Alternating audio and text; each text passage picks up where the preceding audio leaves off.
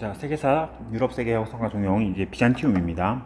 시험법이 마지막 단원이에요. 비잔티움 제국의 발전, 성립. 서로마 제국이 멸망한 이후 약 1000년 동안 서로마 제국이 멸망이 476년이거든.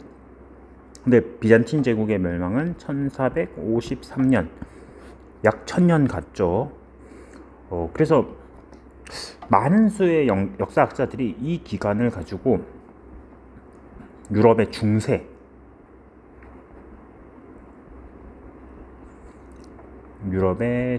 시대 이렇게 이야기를 하기도 합니다. 천년 기간을.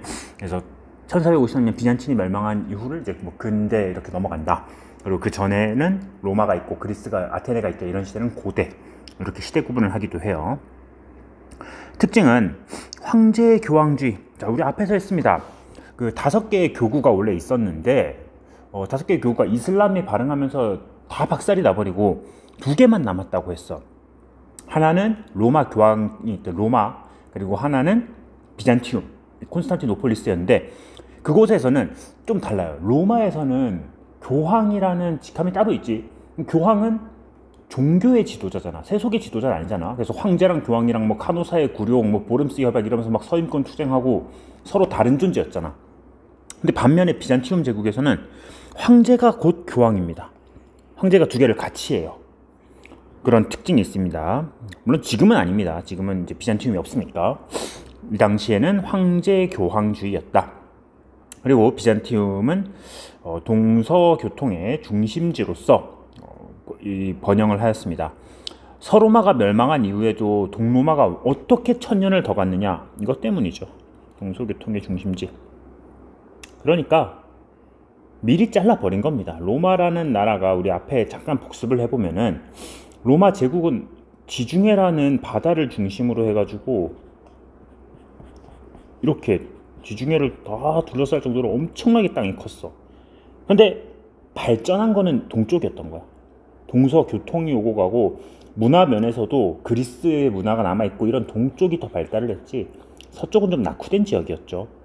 그래서 적당한 때 잘라낸 겁니다. 그냥 서로마로 이렇게 잘라서 버린 거죠. 그리고 서로마는 실제로 금방 망해버렸고 동로마는 오래오래 가서 1453년까지 버틴 거죠. 그 동서 문화의 중심이었기 때문에.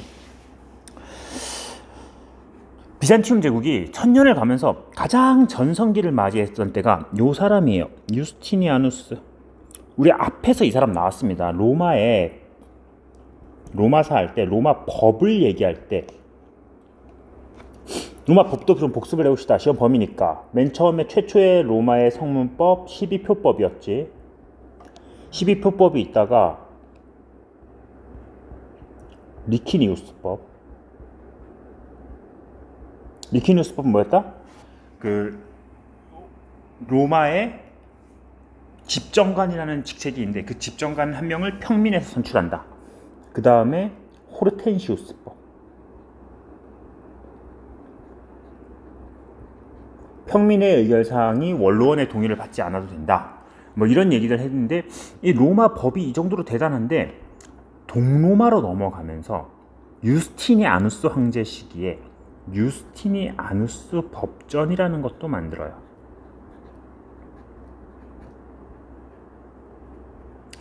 로마법을 얘기할 때는 이거는 시민법이라고 합니다. 로마 시민들에게만 적용되는 법이고 나중에 뒤에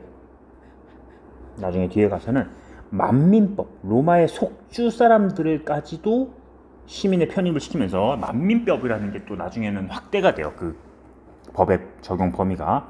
그리고 그거를 집대성한 게 유스티니아누스 법전이라는 겁니다. 로마법 대전이라고도 불러요.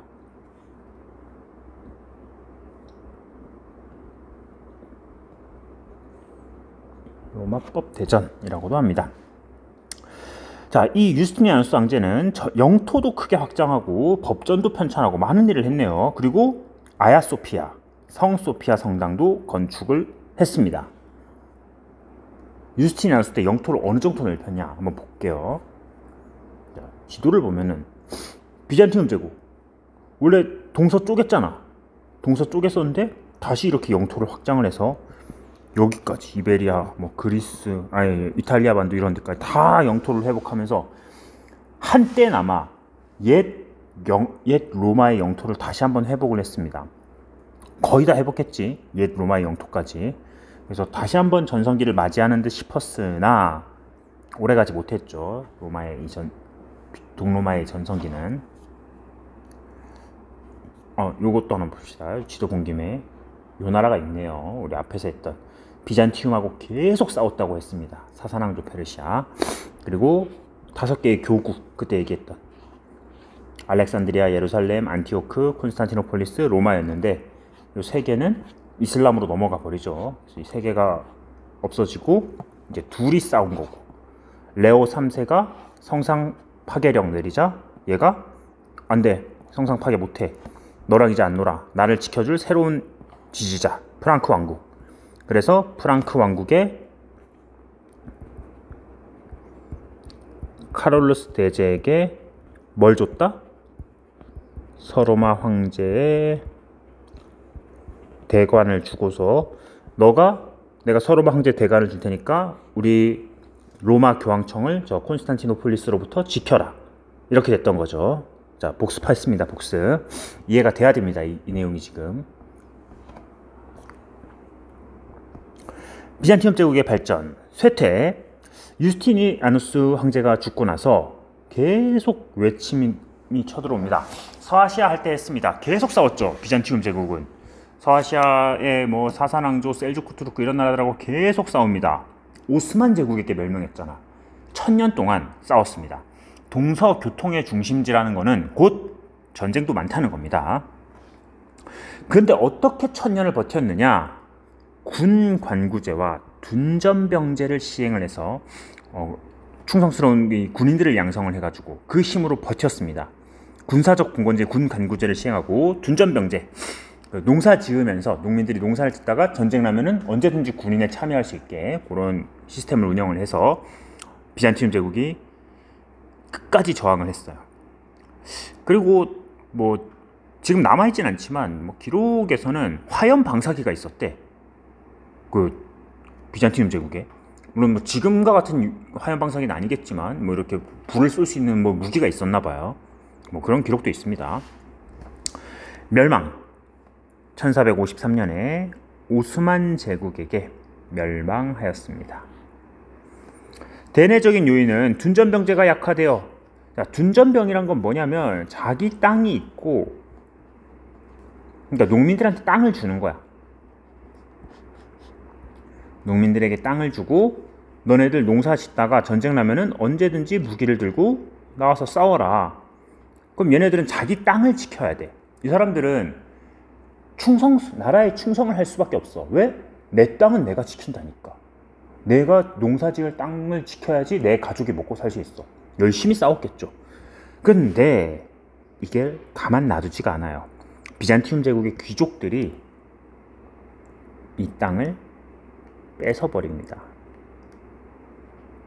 귀족들에게 이 땅이 다 빼앗겨. 더 이상은 이 땅에서 쫓겨난 사람들은 이제 내 땅을 지키는 사람들이 아닌 거야. 둔전병이 아닌 거죠. 귀족들에 의해서, 토지 겸병으로 의해서 결국에는 비잔티움 제국이 몰락해가요. 이런 모습은 어느 나라나 비슷해요. 뭐 중국에서도 이런 일 너무 많았습니다. 우리 중국 얘기할 때도 중국의 뭐 당나라 얘기할 때 균전제가 운영이 됐었어. 균전제 있었고 거기도 둔전병제였죠.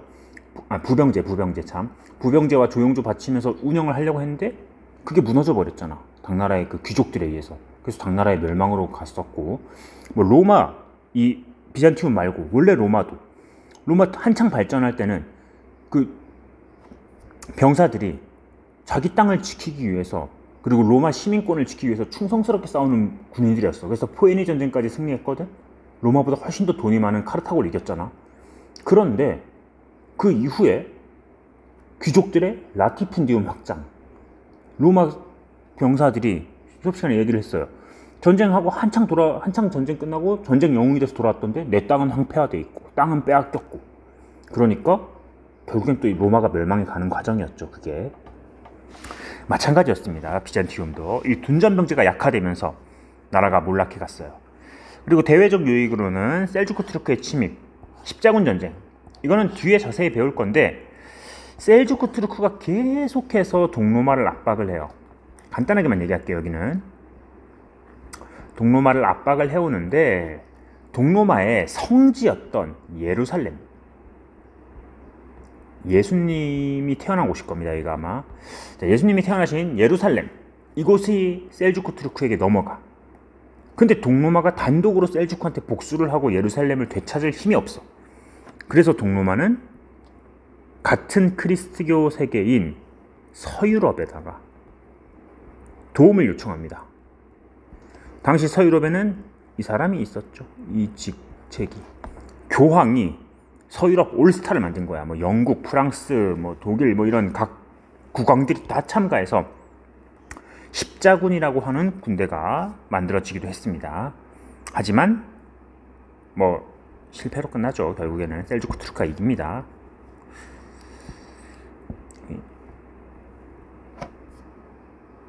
자, 다음에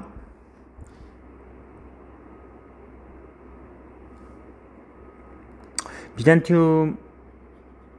왜 안 지워지냐? 자, 뭐 그냥 합시다.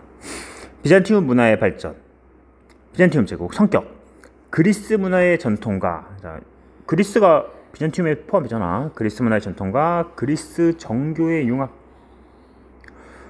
서유럽에서는 무조건 신학이 가장 최우선이어서 뭐 교부 철학, 스콜라 철학 이런 거 했잖아 어제.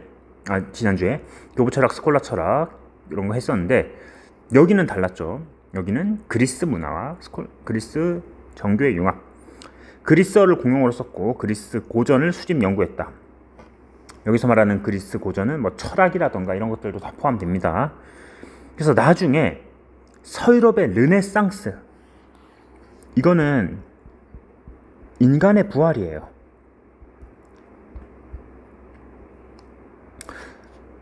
고대 로마 시대에는 인간이 중심이었지. 그래서 제우스는 되게 인간적인 모습을 보였고, 뭐 조각작품 그림들도 다 인간적이에요. 근데 중세 시대는 그런 게 없어. 중세는 완전 신학의 시대였거든. 모든 게 신을 중심으로 운영되고 모두가 경건해야 돼. 그러다가 르네상스는 다시 인간 중심으로 돌아가자는 거야. 근데 천년 가까이를 신만 모셨던 중세가 어떻게 인간이 다시 부활했느냐, 르네상스가 왔느냐? 바로 이 비잔티움 지역에, 그리스 지역의 그 문화가 서유럽에 전파되면서 서유럽의 르네상스가 온 겁니다. 서유럽의 르네상스를 그림으로 표현을 해볼게요. 서유럽은 완전 크리스트교, 비잔티움 쪽은 그 정도는 아니었던 거야. 인간적인 요 그리스 문화, 이게 남아 있었던 거죠. 그러다가 이게 전파가 되면서 여기서 이 십자가 중심의 중세에서 이제는 르네상스라는 새로운 운동이 나타났다. 종교는 그리스 정교 황제 교황주의였고, 법률은 유스티니아누스 법전을 편찬하기도 하였습니다. 자, 비잔티움 양식, 웅장한 돔, 내부의 모자이크 벽화. 자, 앞에 고딕 양식은 뭐 스테인드 글라스였고, 로마네스크 양식 뭐 두꺼운 벽에다가 뭐 창문이 작다 뭐 이런 얘기, 내부는 어둡다는데, 비잔티움 양식은 특징이 돔과 모자이크 벽화, 대표적으로 성 소피아 성당이 있다. 이 비잔티움 문화는 슬라브 문화권, 지금의 러시아 뭐 동유럽 지역에 있는 슬라브 문화에 영향을 많이 줍니다. 지금 뭐 우크라이나 뭐 러시아 이런 데가 다 그 슬라브족이 많이 살죠. 배경, 비잔티움의 문화가 슬라브족에게 전파가 됩니다. 그래서 그 중에 키예프 공국이란 나라가 있었는데, 그리스 정교를 국교화하고 성 소피아 성당을 만듭니다. 응? 성 소피아 성당 아까 비잔티움에서 만들었다면서요. 이름이 똑같아요. 이름이 똑같은데 다른 거야. 다른 건물입니다. 그래서 키예프 공국에도 성 소피아 성당, 비잔티움 양식으로도 성 소피아 성당이 있다. 그렇게 보면 되겠습니다. 성 소피아 성당 여기 보면 되고요. 이스탄불에 있죠. 지금은 이 거대한 돔, 그리고 내부에는 이런 모자이크와 이런 게 있고, 이거는 이슬람 거예요. 이슬람에서 나중에 갖다 만들었습니다. 오스만 애들이, 오스만 제국의 지배를 받으면서 이 4개의 미너렛 이렇게 만든 거예요. 이것들은 이겁니다. 키예프 공국의 성소피아 성당. 다른 거죠. 앞에 있는 성소피아 성당하고. 키예프 공국에서 11세기 비잔티움 제국의 성소피아 성당을 본떠 만든 러시아풍의 건축물이다. 내부에 모자이크 벽화 장식이 있는 특징이 있습니다. 자, 됐습니다. 이제 1학기 진도는 다 나갔습니다. 수고했습니다.